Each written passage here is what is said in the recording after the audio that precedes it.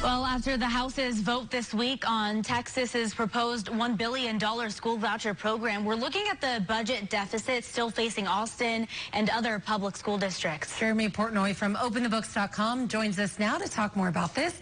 Good morning, Jeremy. Good morning, Allison and Farah. Jeremy, thanks for being here. So tell us, how does Austin ISD's budget deficit compare to other districts?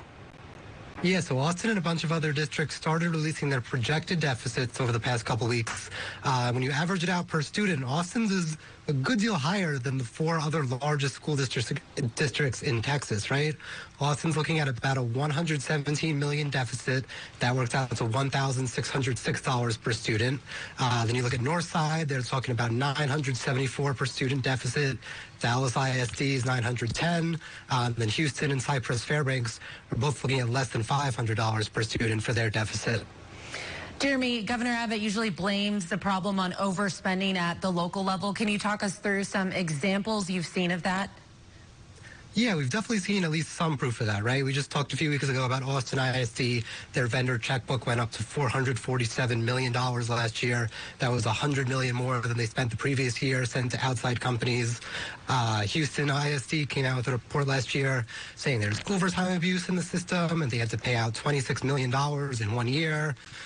Dallas, we've seen reports that their spending increased in a decade 38% faster than inflation. So there definitely has been a lot of spending at the local level that makes these budget deficits harder to deal with.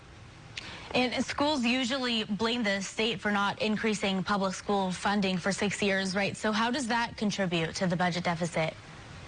Yeah, it looks like that's going to change soon, but as you know, it's been 6 years since school funding increased, even though we've seen so much inflation across the country, 22%.